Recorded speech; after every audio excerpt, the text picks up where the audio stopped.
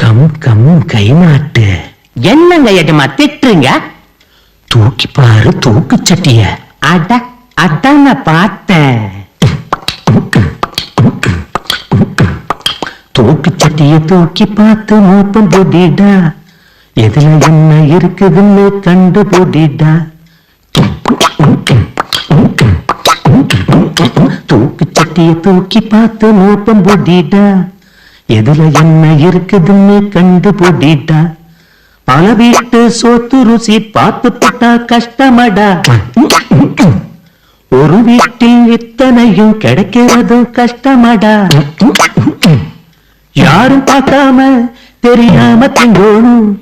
தெரிஞ்சு போச்சுன்னா தலை கவிழ்ந்து நிற்கணும்.